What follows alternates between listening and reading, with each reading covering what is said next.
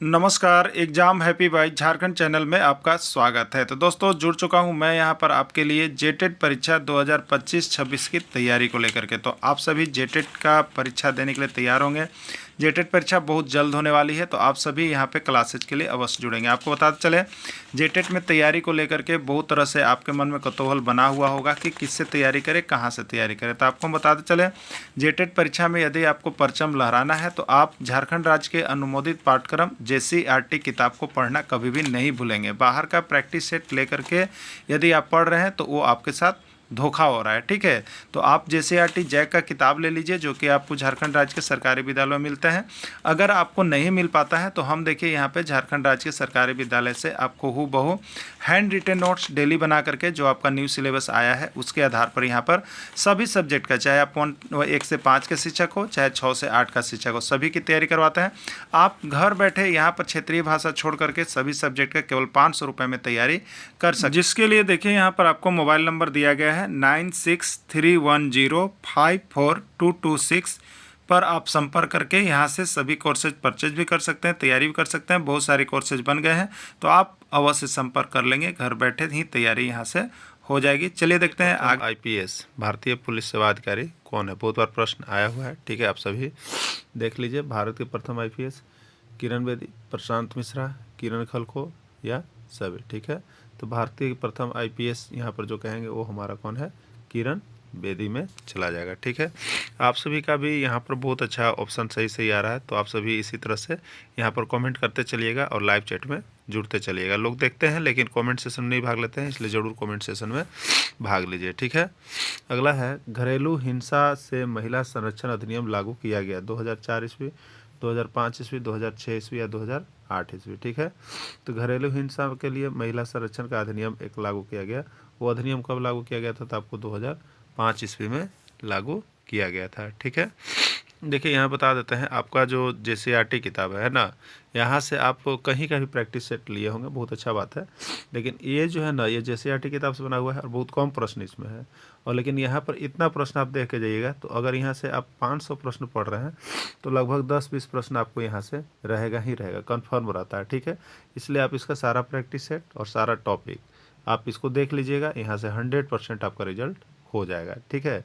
इसलिए JCERT को देख करके जाना कभी भी नहीं भूलिएगा। जरूर JCERT किताब का जितना PDF है, वीडियो है, टॉपिक सब बना हुआ चैप्टर बाई चैप्टर, सबको यहाँ से लेकर के पढ़ लीजिएगा आप सभी को, ठीक है।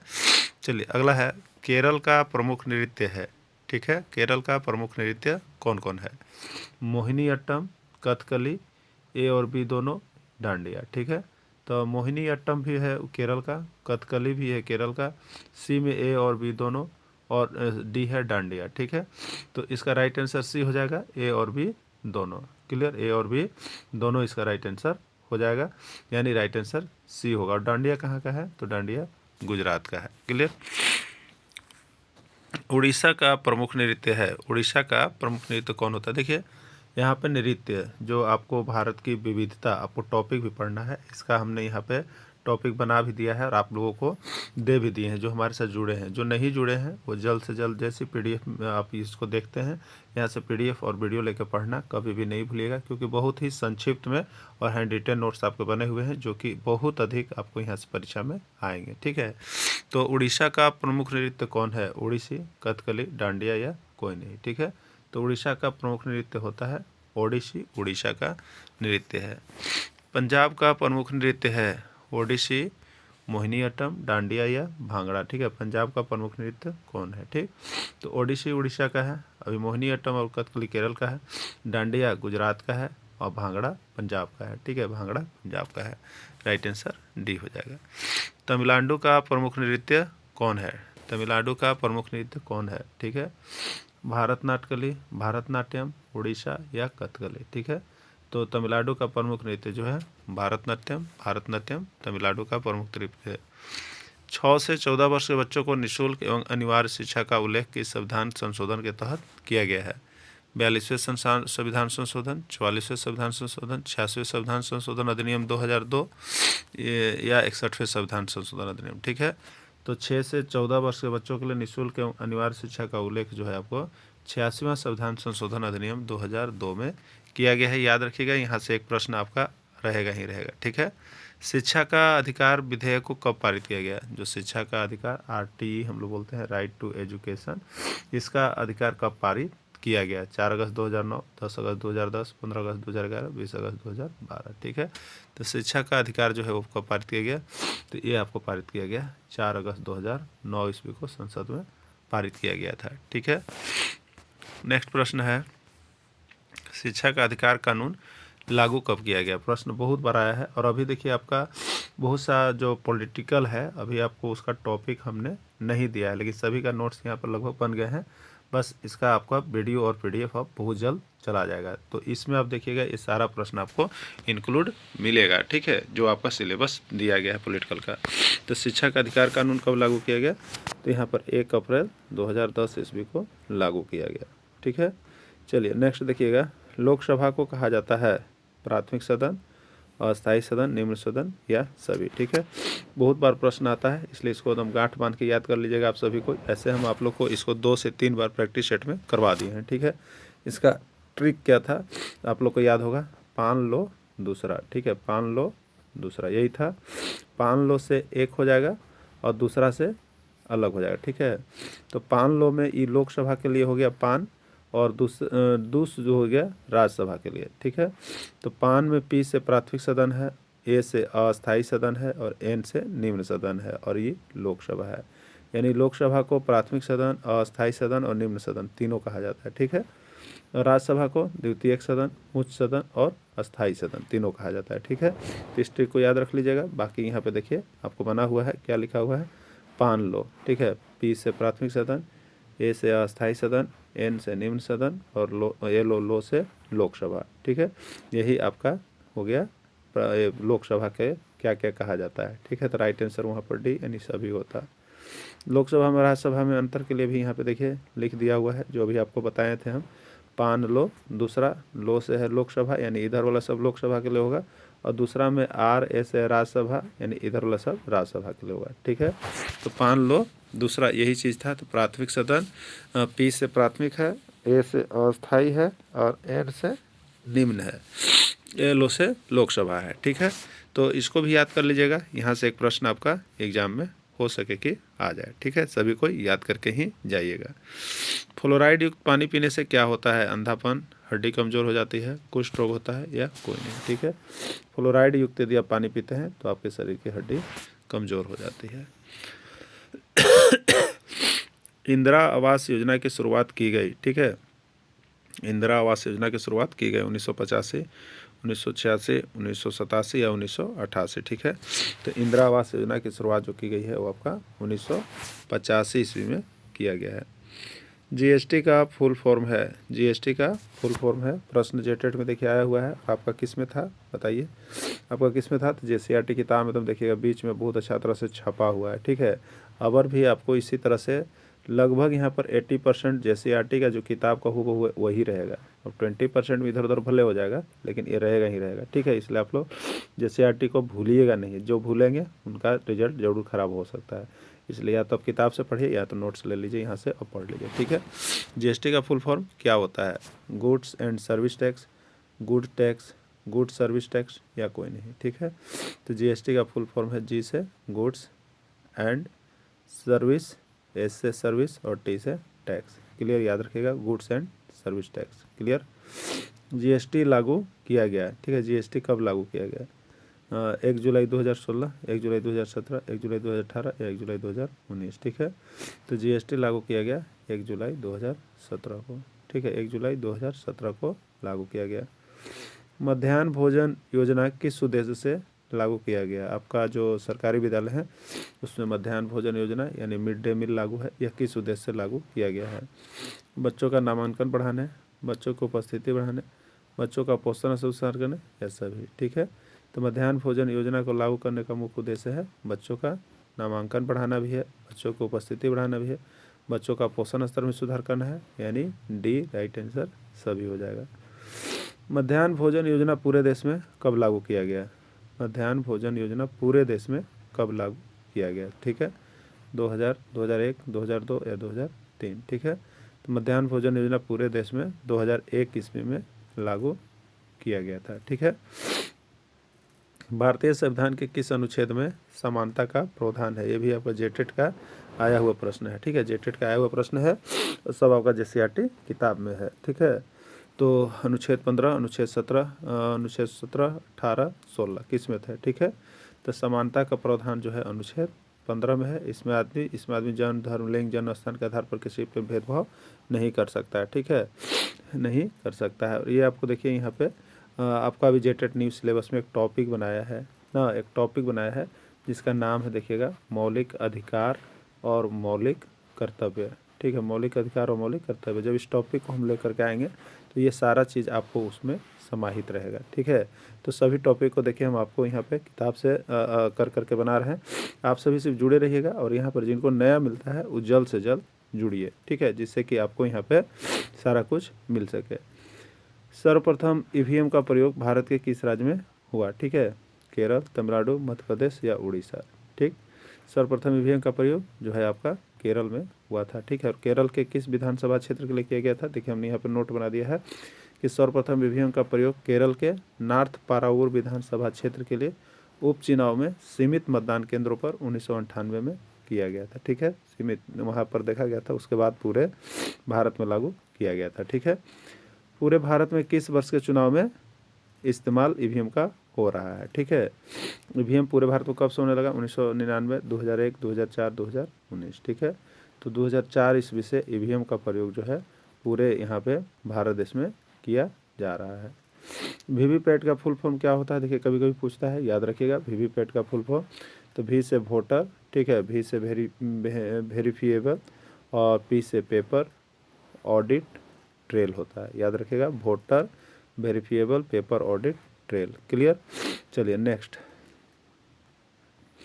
विधान परिषद वाले राज्य कौन है? देखिए प्रश्न आपका जेटेट में भी पूछा गया था। ठीक है, जेटेट में भी ये आया था। बहुत प्रश्न आपका जो था ना, देखिएगा तो आपको यहाँ जो पॉलिटिकल से लगभग जो जेटेट अभी 2012-16 हुआ, एकदम हूबहू किताब से आपका आया था। ठीक है, तो आपका 2000 अभी जो 26 में होगा वो भी एकदम कंफर्म रहिए कि आपका किताब से रहेगा, बाहर का रहेगा नहीं। लेकिन आपको विश्वास नहीं है तो आप कहीं भी देख सकते हैं, कुछ भी कर सकते हैं, लेकिन आपको 100% यहीं से रहेगा। इसलिए आप सभी कोई अवश्य जुड़ जाइएगा। ठीक है, चलिए, विधान परिषद जहाँ पर जैसे विधानसभा राज्यसभा दोनों हैं, ठीक है, वो द्विसदनीय विधानसभा हम लोग को कहेंगे।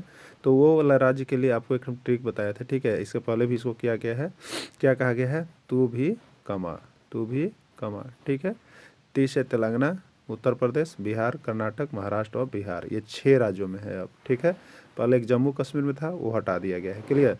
तो देखिए तेलंगाना है ही, उत्तर प्रदेश है ही, बिहार है ही, यानी राइट आंसर इसका डी सभी हो जाएगा। ठीक, देखिए ये बहुत पहले बना हुआ है, इसको ट्रिक देख लीजिएगा। ऐसे भी आप याद कर सकते, तू भी मजा कर, लेकिन इसमें से आंध्र प्रदेश, जम्मू कश्मीर को हटा दिया गया, इसलिए अब इसका ट्रिक को हम लोग यहाँ पर चेंज कर दिए। क्या कर दिए? तू भी कमा, तू भी कमा। ठीक है, तो इसको भी याद कर सकते हैं ना, तो इससे भी आप याद करके जा सकते हैं। जो आपको अच्छा लगता है देख लीजिएगा, यहाँ पे दोनों चीज़ आपको किया गया है।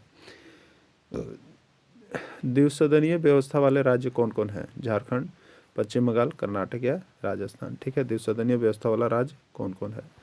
तो द्विसदनीय व्यवस्था वाला में तभी याद किए थे हम लोग, तू भी कमा। ठीक है, तेलंगाना, उत्तर प्रदेश, बिहार, कर्नाटक और कर्नाटक। तो कर्नाटक यहाँ पे देखिए नाम आ रहा है, तो राइट आंसर इसका कर्नाटक ही चला जाएगा। राज्यसभा को कहा जाता है द्वितीयक सदन, उच्च सदन, अस्थाई सदन, सभी। CGTET 2017 का पूछा गया प्रश्न है, राज्यसभा को क्या कहा जाता है। ठीक है, राज्यसभा के लिए अभी हमने आपको क्या बताया? राज्यसभा के लिए अभी हमने आपको बताया दूसरा। क्या बताया? दूसरा। ठीक है, D से द्वितीयक सदन, U से उच्च सदन, S से अस्थाई सदन और R से राज्यसभा। यानी राज्यसभा को द्वितीयक सदन, उच्च सदन और अस्थाई सदन कहा जाता है। राइट D यानी सभी होगा। ठीक है, क्या होगा? सभी होगा। राज्यसभा को क्या नहीं कहा जाता है? बताइए, राज्यसभा को क्या नहीं कहा जाता है? यूपीटेट 2019 का पूछा गया प्रश्न है।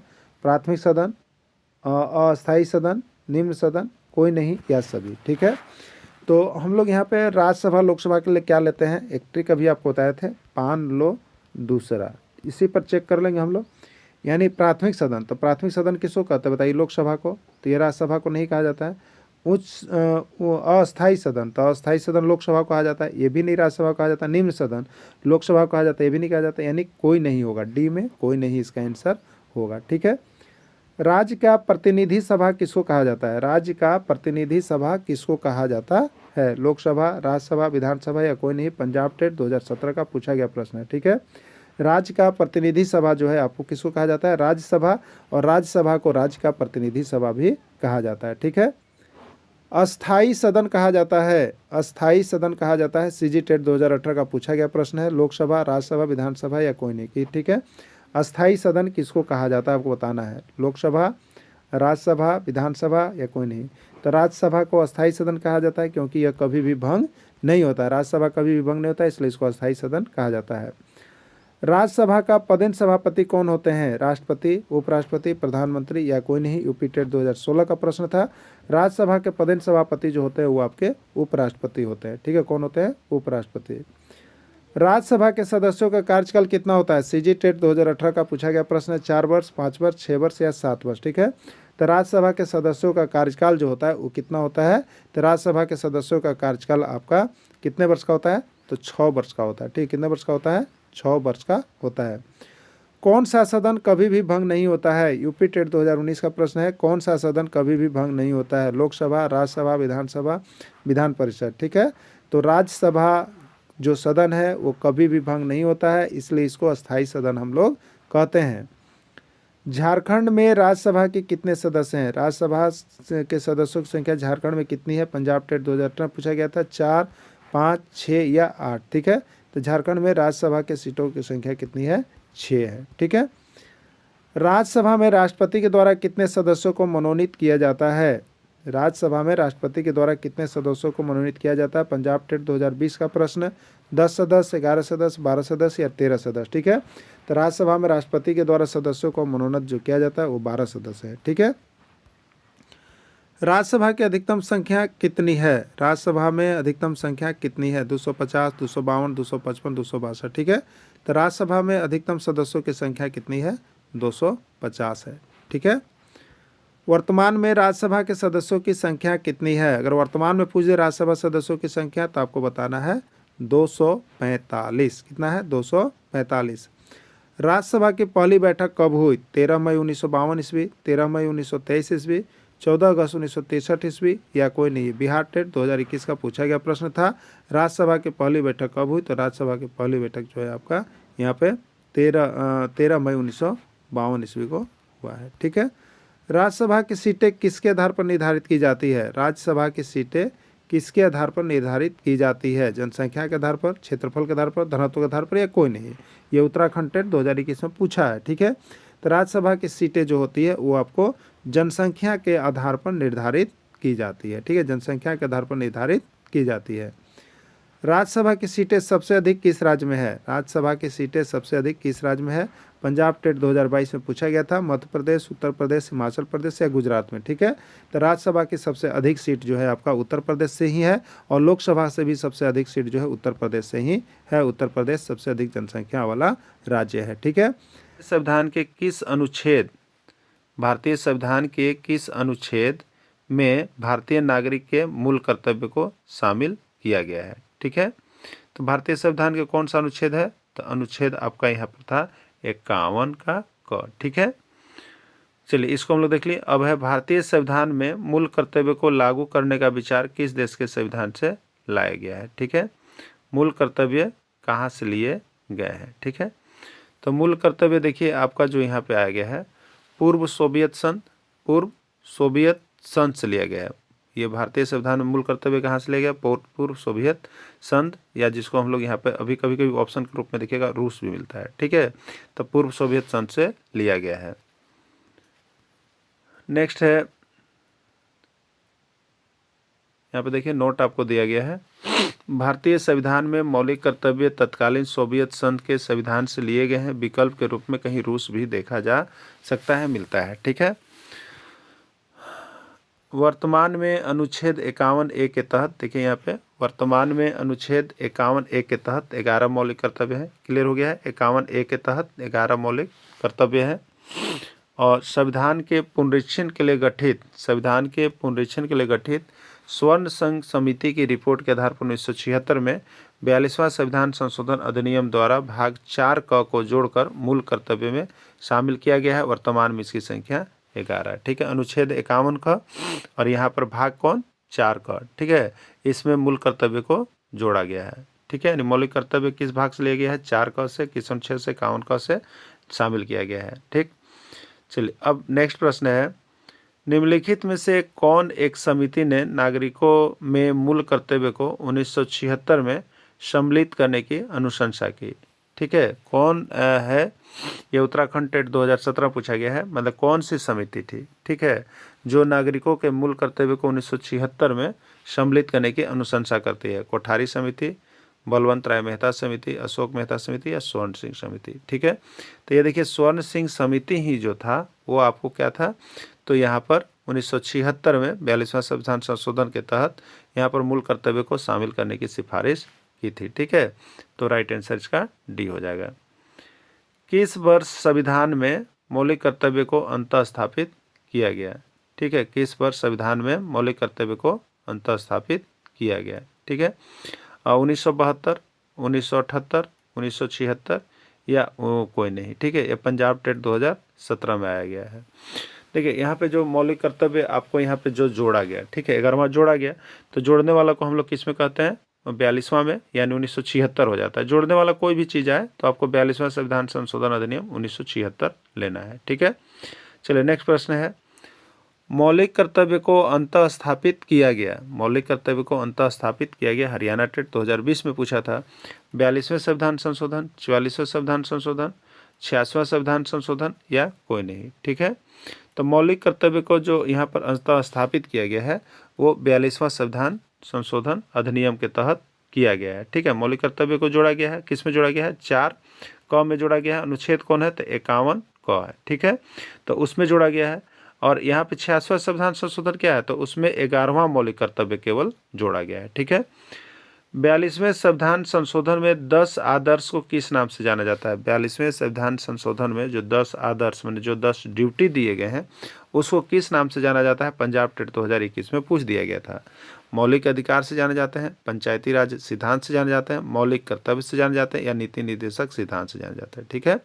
तो 42वें संविधान संशोधन में जो 10 आदर्श नाम दिया गया है वो आपका देखिए मौलिक कर्तव्य के नाम से जाना जाता है। जो आपको 10 आदर्श सिद्धांत दिए गए हैं वो आपके मौलिक कर्तव्य होंगे, ठीक है।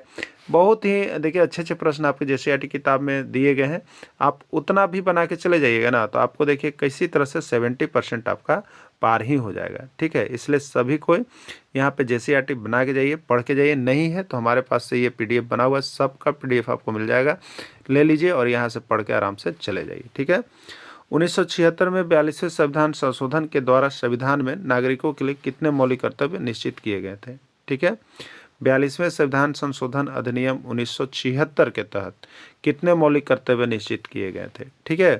तो 42वां संविधान संशोधन अधिनियम 1976 तक हमारे पास कितने मौलिक कर्तव्य थे 10 मौलिक कर्तव्य थे। लेकिन 86वां संविधान संशोधन जब 2002 हो गया तो इसमें एक और मौलिक कर्तव्य जोड़ दिया गया जो है शिक्षा का अधिकार अधिनियम 6 से 14 वर्ष के बच्चों को निःशुल्क और अनिवार्य शिक्षा उपलब्ध कराने का। तो उस समय 11 हो गया, लेकिन जिस समय 42वां था उस समय 10 था, ठीक है। तो राइट आंसर से कितना हो जाएगा 10 हो जाएगा। भारतीय संविधान के किस भाग में मौलिक कर्तव्य को जोड़ा गया है, बताइए। भारतीय संविधान के किस भाग में मौलिक कर्तव्य को जोड़ा गया है, यूपी टेट 2020 का प्रश्न है, ठीक है। भाग 4 में, भाग 4 क में, भाग 3 में या भाग 3 क में, ठीक है। तो भारतीय संविधान के किस भाग में, तो भारतीय संविधान के भाग 4 के क में, 4 के क में मौलिक कर्तव्य को जोड़ा गया है, ठीक है। भाग याद रखिएगा, अनुच्छेद 51 रहेगा और भाग 4 का क रहेगा, अनुच्छेद भी 51 क, ठीक है।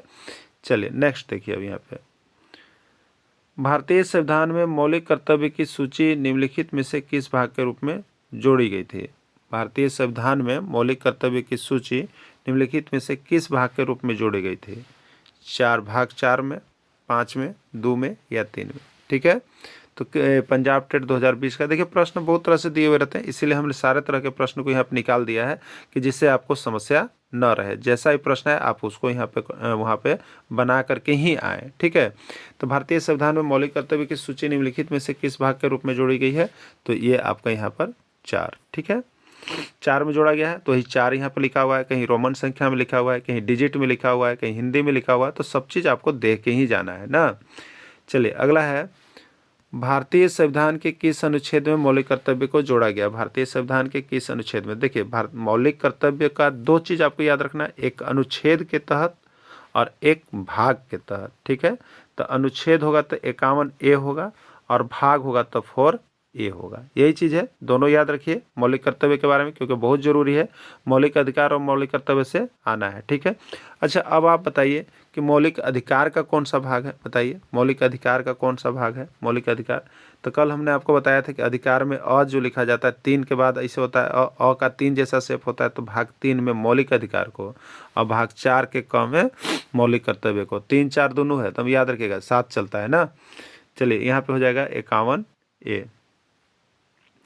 भारत में शिक्षा का अधिकार अधिनियम कब लागू हुआ। भारत में शिक्षा का अधिकार अधिनियम कब लागू हुआ, ठीक है। भारत में शिक्षा का अधिकार अधिनियम कब लागू हुआ, इसका आंसर आप लोग देख लिए ना, इसका अनुच्छेद 51A है ना, क्लियर। तो भारत में शिक्षा का अधिकार अधिनियम कब लागू हुआ, 1 अप्रैल 2009 ईस्वी, 1 अप्रैल 2010 ईस्वी, 15 अगस्त 2015 ईस्वी, 26 जनवरी 2020 ईस्वी। हरियाणा टेट 2022 में पूछा गया प्रश्न, ठीक है। तो शिक्षा का अधिकार अधिनियम पारित कब किया गया था, 2009 ईस्वी में, और संसद से कब इसको गया, तो 4 अगस्त 2009 को, ठीक है। अब पारित हुआ और इसका लागू कब कर दिया गया पूरे में, तो 1 अप्रैल 2010 से पूरे जगह पर लागू है। तो शिक्षा का अधिकार अधिनियम कब लागू हुआ, 1 अप्रैल 2010 ईस्वी से लागू हुआ। याद कर लीजिएगा, शिक्षा का अधिकार अधिनियम एक प्रश्न आपका एग्जाम में आ रहा है तो आ रहा है, ठीक है। ये जो प्रसारण हो रहा है आपका, देखिए यहाँ पे exam happy by Jharkhand channel से, जिसके लिए आप संपर्क करने के लिए मोबाइल नंबर है आपका 9631054226। ये प्लामो सेशन से आपको चलाया जा रहा है, आप यहाँ से जुड़ करके तैयारी कर सकते हैं, ठीक है। 11वां मौलिक कर्तव्य किस संविधान के अंतर्गत जोड़ा गया है। 11वां मौलिक कर्तव्य किस संविधान के अंतर्गत जोड़ा गया है, ये बिहार टेट 2014 का पूछा गया प्रश्न है, ठीक है। 11वां जो मौलिक कर्तव्य है जो भाग 4 में जोड़ा गया है, भाग 4 का में अनुच्छेद 51 का में, वो 11वां मौलिक कर्तव्य को किस संविधान संशोधन के तहत जोड़ा गया है। 42वां संविधान संशोधन, जी नहीं। 44वां, जी नहीं। 86वां संविधान संशोधन 2002 जो था, उसमें मौलिक कर्तव्य 11वां मौलिक कर्तव्य लिया गया है, ठीक है। और उसमें क्या है 11वां में, तो आप लोग बताइए। तो उसमें है कि 6 से 14 वर्ष के बच्चों को निःशुल्क और अनिवार्य शिक्षा उपलब्ध कराना अनिवार्य कर दिया गया है सरकार की तरफ से, ठीक है। चलिए नेक्स्ट है, 11वां मौलिक कर्तव्य में उल्लेख है। 11वां मौलिक कर्तव्य में किस चीज़ का उल्लेख है। देखिए आपको यहाँ पे जब आप JCRT किताब लीजिएगा तो 11वां मौलिक कर्तव्य एक लाइन से लिखा हुआ है, आप उसको लिख लीजिएगा, हम उसको यहाँ पे नहीं लाए हैं, ठीक है। क्योंकि देखिए वो पूछता नहीं है, ज़्यादा चीज़ पूछता नहीं है, तो उसको हम ज़्यादा PDF के रूप में यहाँ पर इंक्लूड नहीं करना चाहे हैं, ठीक है। तो जो पूछता है उसको हम यहाँ पर लिख दिए। 11वां बार बार आता है, अबर भी आपका रहेगा, ठीक है। बिहार टेट 2019 में पूछा गया था कि 11वां मौलिक कर्तव्य में किसका उल्लेख है। राष्ट्रगान का आदर और सम्मान करना, ये पहला है, ठीक है। उसके बाद संविधान के नियमों का पालन करना, ये भी। सभी को अपना धर्म का सम्मान करने की स्वतंत्रता, और 6 से 14 वर्ष के निःशुल्क बच्चों को निःशुल्क और अनिवार्य शिक्षा उपलब्ध करने का प्रावधान, ठीक है। यही इसका राइट आंसर है कि 11वां मौलिक कर्तव्य में 6 से 14 वर्ष के बच्चे को चाहे जिस किसी विधि से भी हो, आपको निःशुल्क और अनिवार्य शिक्षा उपलब्ध करवाना निश्चित किया गया है, ठीक है। चलिए आगे देखिएगा। शिक्षा का अधिकार जो है एक मौलिक अधिकार बन गया है। ये संविधान के किस अनुच्छेद के तहत किया गया है, ठीक है। संविधान के कौन सा अनुच्छेद में है, तो अनुच्छेद 21A में आपका है, ठीक है। शिक्षा का अधिकार एक मौलिक अधिकार बन गया है, ये संविधान के किस अनुच्छेद के तहत किया गया है, तो अनुच्छेद 21A के तहत किया गया है, क्लियर। देखिए बिहार टेट 2022 में पूछा गया है। शिक्षा का अधिकार से एक प्रश्न रहेगा, आप और भी इससे देख सकते हैं, ठीक है। एकदम याद करके जाइएगा, यहाँ से प्रश्न रहना फिक्स हो गया है। शिक्षा का अधिकार विधेयक को संसद ने कब मंजूरी दी, ठीक है। 1 अप्रैल 2010, 4 अगस्त 2009, 15 अगस्त 2010 या कोई नहीं, ठीक है। तो शिक्षा का अधिकार विधेयक को संसद ने मंजूरी दी थी कब, तो 4 अगस्त 2009 ईस्वी को संसद ने मंजूरी दी थी शिक्षा का अधिकार विधेयक को। ये यूपी टेट 2018 का पूछा गया प्रश्न है, ठीक है। तो शिक्षा के अधिकार विधेयक को संसद ने कब मंजूरी दी, तो शिक्षा के अधिकार विधेयक को संसद ने 4 अगस्त 2009, ठीक है, 4 अगस्त 2009 को मंजूरी दी थी और 1 अप्रैल 2010 से ये लागू कर दिया गया है। शिक्षा का अधिकार अधिनियम आरटीई एक्ट को लागू कब किया गया? देखिए प्रश्न आ ही गया, ठीक है। लागू कब किया गया और पारित कब किया गया, दोनों याद रखिएगा। पारित 2009, 4 अगस्त 2009 को संसद से पारित, और लागू कब ये हो गया यहाँ पे हमको, तो लागू हो गया था 1 अप्रैल 2010 से, ठीक है। तो शिक्षा का अधिकार अधिनियम आरटीई एक्ट को लागू किया गया 1 अप्रैल 2010, 4 अप्रैल 2011, 5 मई 2012, कोई नहीं, ठीक है। तो शिक्षा का अधिकार अधिनियम आरटीई एक्ट को जो लागू किया गया है वो आपको लागू किया गया है 1 अप्रैल 2010 से, ठीक है। ये हरियाणा टेट 2022 का पूछा गया प्रश्न है। आंदोलन का एक गीत भी दिए थे बिरसा ने, चलो अपना घर, हे सिंह बोगा, कटोंग बाबा कटोंग हम सभी। तो बिरसा मुंडा आंदोलन का गीत था कटोंग बाबा कटोंग, ठीक है। क्या था? कटोंग बाबा कटोंग। बहुत बारी प्रश्न आया है, याद रखिएगा, बिरसा आंदोलन का गीत, ठीक है। चलिए अगला, अबुआ राज एट्टे जाना, महारानी राज टुंडू जाना का ऐलान इसमें से किस आंदोलन के दौरान किया गया था, ठीक है। ये क्या है? तो बिरसा मुंडा आंदोलन का नारा है। ये क्या है? जो बिरसा मुंडा विद्रोह हुआ था, या उलगुलान विद्रोह हुआ था, या मुंडा उलगुलान कह लीजिए, उसका ये क्या था? नारा था। हाँ, हम लोग थ्योरी में देखे अभी, नारा था। अब ये नारा जो जुड़ा हुआ था वो बिरसा आंदोलन से जुड़ा हुआ था, बिरसा मुंडा के द्वारा दिया गया था, ठीक है। बिरसा आंदोलन, खरवार आंदोलन, हो आंदोलन, साफोड़ आंदोलन। इसका राइट आंसर हो जाएगा ए, बिरसा आंदोलन, ठीक है। अबुआ राज एते जाना, महारानी राज टुंडू का ऐलान किसने किया था? बिरसा मुंडा ने किया था, इसलिए इसको बिरसा आंदोलन के से जुड़ा हुआ है। अब रही बात कि इसका अर्थ क्या है, तो इसका अर्थ है कि अपना शासन आना और रानी का शासन जाना, ठीक है। चलिए, मुंडा उलगुलान के दौरान बिरसा मुंडा को कितनी बार गिरफ्तार किया गया था? देखिए, मुंडा उलगुलान के दौरान बिरसा मुंडा को 2 बार गिरफ्तार किया गया था। पहला बार छोड़ दिया गया था, और दूसरा बार इनको जो खुट्टी जेल में लाया गया रांची में, जो डोरंडा में है, वहाँ पर इनकी फिर हैजे के कारण मृत्यु हो गई थी, ठीक है। तो 2 बार इसमें राइट आंसर होगा। बिरसा मुंडा को सबसे पहले किस अंग्रेज अधिकारी ने गिरफ्तार किया था, ठीक है? रीड ने, रफसेज ने, मेयर्स ने, काफिर ने, ठीक है ना। तो बिरसा मुंडा को सबसे पहले जो अंग्रेज अधिकारी गिरफ्तार किया गया था वो था आपका मेयर्स। कौन था आपका? मेयर्स था, ठीक है। बिरसा मुंडा को किस जेल में गिरफ्तार कर रखा गया था? बिरसा मुंडा को किस जेल में गिरफ्तार कर रखा गया था? डोरंडा, खुट्टी, हजारीबाग या गुमला, ठीक है। तो बिरसा मुंडा को किस जेल में गिरफ्तार करके रखा गया था? तो ये जेल डोरंडा था, ठीक है। क्या था उसमें? डोरंडा, रांची में अभी पड़ता है, तो डोरंडा जेल था, ठीक है। किस समाचार पत्र में बिरसा आंदोलन के समर्थन में समाचार पत्र प्रकाशित किया जाता था? उस समय जो बिरसा मुंडा आंदोलन चल रहा था उसमें कौन सा समाचार पत्र था जिसमें बिरसा आंदोलन का समाचार प्रकाशित किया जाता था? हिंदू समाचार पत्र, बंगाली, हितवादी, कोई नहीं, ठीक है।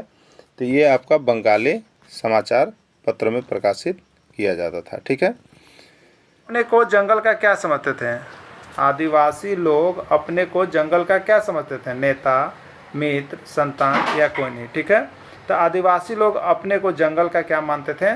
संतान मानते थे, ठीक है। इसीलिए वो क्या करते थे? आदिवासी लोग अपने जंगल को उजड़ने नहीं देना चाहते थे और उनको बचाते थे, और अंग्रेज लोग क्या करते थे? उसको उजाड़ना चाहते थे। इसी बीच कई प्रकार के आंदोलन जो है यहाँ जनजातियों के द्वारा किया गया, जो कि भिन्न भिन्न नाम से जाना जाता है। और सभी जनजातीय आंदोलन को एक कवर हम लोग यहाँ पर अगले वीडियो में करेंगे, और यहाँ पर भी कुछ में हम लोग देखेंगे, ठीक है। यही इसका मुख्य प्रश्न बनता है ना। चलिए, आदिवासी लोग अपने को जंगल का संतान मानते थे, ठीक है।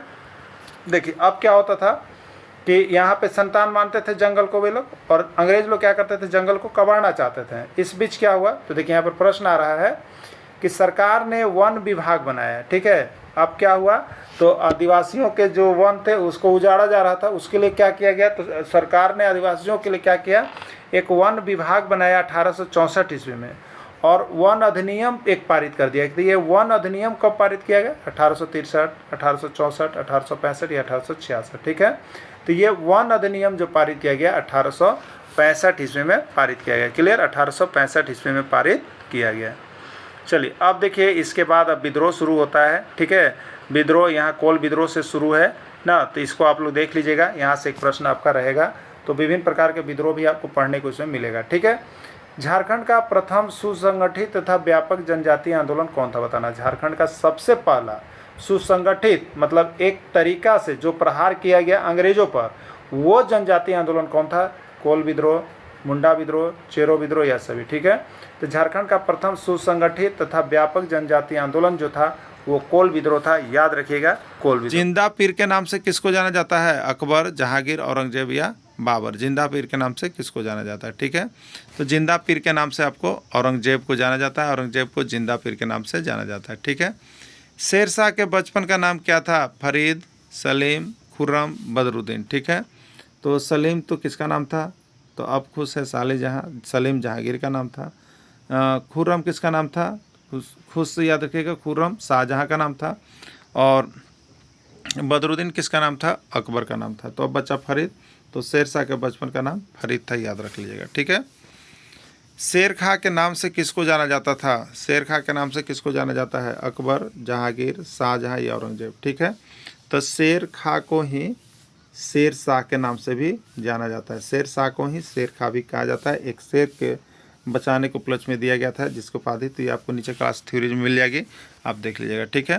देखिए यहाँ पे लिखा हुआ है, शेर शाह को ही शेर खां के नाम से जाना जाता है। दक्षिण बिहार के सूबेदार बहार खान लोहानी ने उसे एक शेर के आक्रमण से रक्षा करने के उपलक्ष्य में शेर खां की उपाधि दी थी, ठीक है। शेर शाह को ही शेर खां के नाम से जाना जाता है। दक्षिण बिहार के एक सूबेदार थे बहार खान लोहानी, उन्हें उससे एक शेर के आक्रमण से रक्षा करने के उपलक्ष्य में दी थी। उनको शेर के आक्रमण से रक्षा किया था, इसलिए मिला था, ठीक है। शेर खां का पहला संघर्ष किसके साथ हुआ था? अकबर, बाबर, हुमायूं या कोई नहीं, ठीक है। तो शेर खां का पहला संघर्ष जो था आपको हुमायूं के साथ ही हुआ था, ठीक है। चुनार के किले पर कब्जा को लेकर उसका हुमायूं के साथ पहला संघर्ष हुआ था। यहाँ पर समझौता के बाद इसको समाप्त कर दिया गया था। शेरशाह का मकबरा कहाँ स्थित है? दिल्ली, जयपुर, सासाराम या कोई नहीं, ठीक है। तो शेरशाह का मकबरा कहाँ स्थित है? सासाराम में, ठीक है। कहाँ स्थित है? सासाराम में शेरशाह का मकबरा स्थित है, जो कि बिहार में पड़ता है। Grand trunk road, GT road का निर्माण किसने करवाया? शेरशाह, बाबर, औरंगजेब या कोई नहीं, ठीक है। तो जीटी रोड का निर्माण, ग्रैंड ट्रंक रोड का निर्माण भी आपको किसने करवाया है? शेरशाह ने ही करवाया है। शेरशाह के शासन प्रबंध की जानकारी किस पुस्तक में मिलती है? शेरशाह का जो शासन प्रबंध था उसकी जानकारी कौन से पुस्तक में मिलती है? तारीख है शेरशाही, तारीख है अकबरी, तारीख है औरंगजेबी या कोई नहीं, ठीक है। तो शेरशाह के शासन प्रबंध की जानकारी जो मिलेगी आपको वो मिलेगी तारीख है शेरशाही में, ठीक है। तारीख है शेरशाही मिलेगा। शेरशाह के शासन प्रबंध की जानकारी किसके द्वारा दी गई? अब्बास खां शेरवानी, मोहम्मद अब्बास, अब्दुल रहीम खान खाना या कोई नहीं, ठीक है। तो शेरशाह के शासन प्रबंध की जानकारी किसके द्वारा दी गई है? तो शेरशाह के शासन प्रबंध की जानकारी जो है अब्बास खान शेरवानी के द्वारा दिया गया है, ठीक है। मनसबदारी व्यवस्था किस पर आधारित था? याद रखिएगा, बहुत बार प्रश्न पूछा गया है और इसको थ्योरी क्लासेज में हमने बहुत अच्छी तरह से आपको दिया है। तो आप सभी को यहाँ पर देखिए नोट्स ले लीजिएगा, नोट्स लेके पढ़ लीजिएगा, इससे बाहर प्रश्न नहीं जाएगा। आपको कम प्रश्न पढ़ के अगर अंक उठाना है तो इसके आपके लिए सबसे बहुत बड़ा ऑप्शन है। तो जैसे मिलता है यहाँ से सारा कुछ PDF और वीडियो ले करके एक बार पढ़ लीजिए। 10-15 दिन में ही आपकी यहाँ से तैयारी हो जाएगी, क्योंकि बहुत छोटे छोटे और बहुत शॉर्टकट ट्रिक के माध्यम से बताए गए हैं जिससे आपका कंसेप्ट क्लियर हो जाएगा, ठीक है। तो मनसबदारी व्यवस्था किस पर आधारित थी? तो मंगोल नेता चंगेज खां के दशमलव प्रणाली पर आधारित था, ठीक है। चलिए, तीर्थ यात्रा कर तथा जजिया कर को किसने समाप्त किया? जहांगीर, शाहजहाँ, अकबर या बाबर, ठीक है। तो अकबर द्वारा किया गया कुछ महत्वपूर्ण कार्य को हमने ट्रिक के माध्यम से बता दिया है। 10 तीर्थ जाओ दीदी इलाही, ठीक है। इसको याद रख लीजिएगा, इस ट्रिक को यहाँ से मिलने वाला है।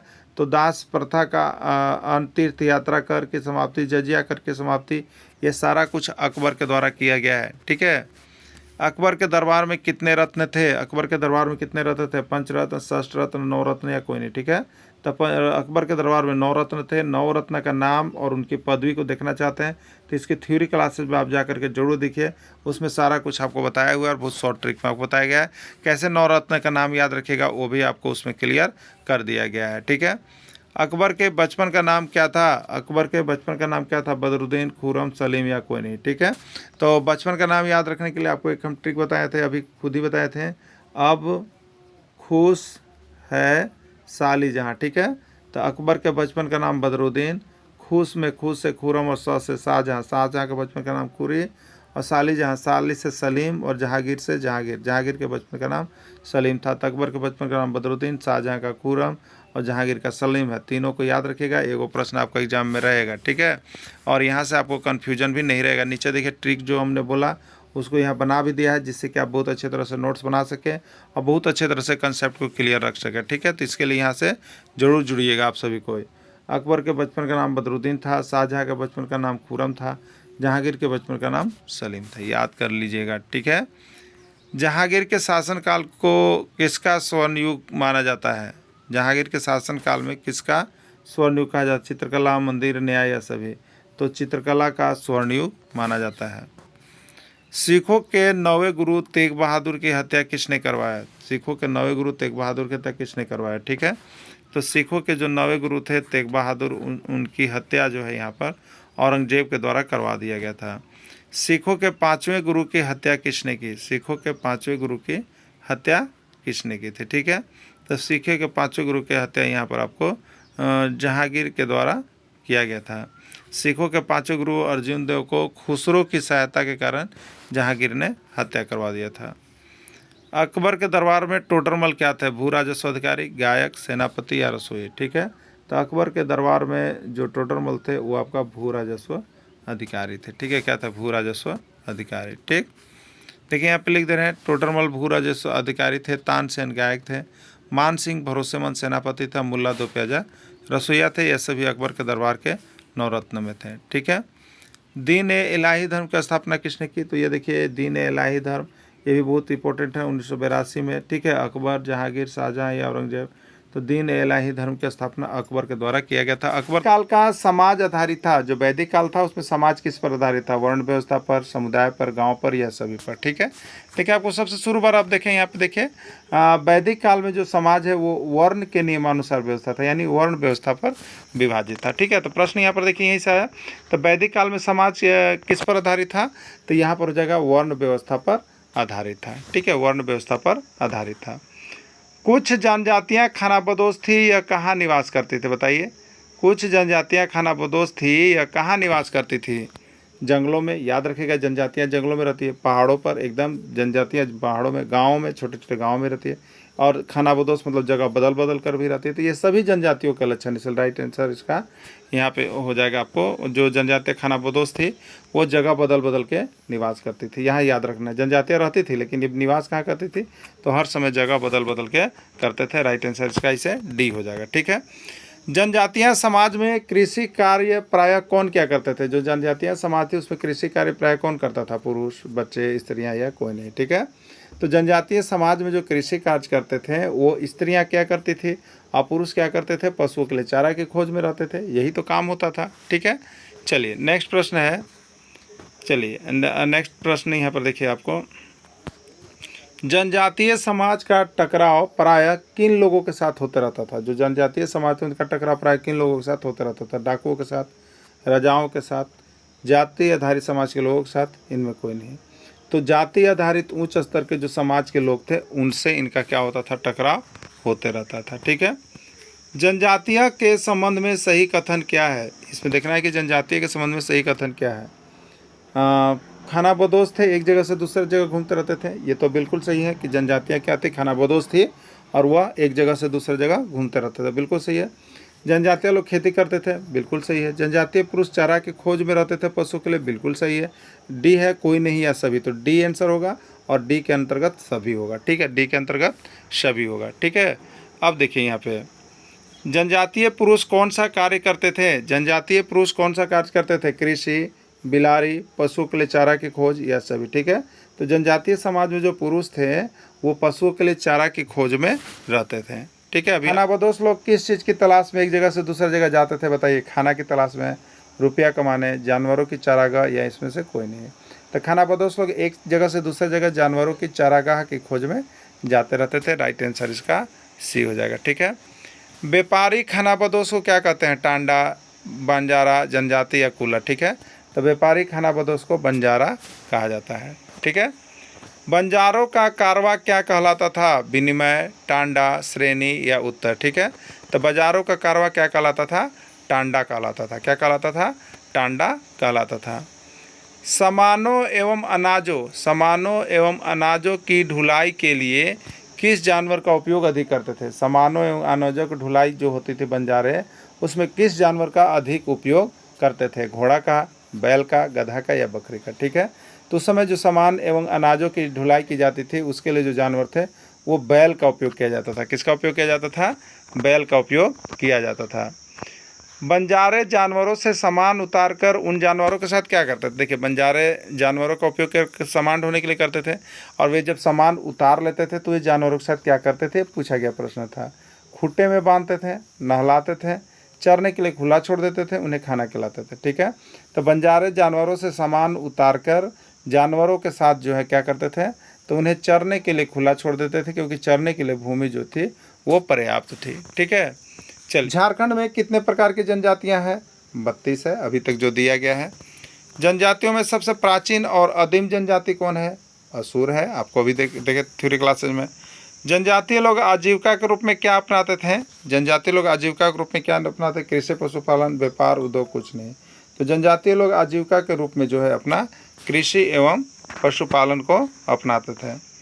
अधिकांश जनजातीय समाज में किसको अपना देवता मानता है? अधिकांश जो जनजातीय समाज है वो किसको अपना देवता मानते थे? बताइए, सूर्य को, चंद्रमा को, ग्रह को, या कोई नहीं? ठीक है, तो अधिकांश जनजातीय समाज जो है सूर्य भगवान को अपना देवता मानते हैं, सूर्य को अपना देवता मानते हैं। ठीक है, जनसंख्या की दृष्टि से पहला स्थान किस जनजाति का है? आपको बताना है कि जनसंख्या की दृष्टि से पहला स्थान किस जनजाति का है? संथाल का, उरांव का, मुंडा का, हो का? ठीक है, तो दृष्टि से पहला स्थान जो करना है उसके लिए आपको ट्रिक एक बताया था अभी, सम हो। क्या बताया था? सम, पहला संथाल, दूसरा उरांव, तीसरा मुंडा, चौथा हो, यानी ये पहला स्थान जो है ये संथाल का है। ठीक है।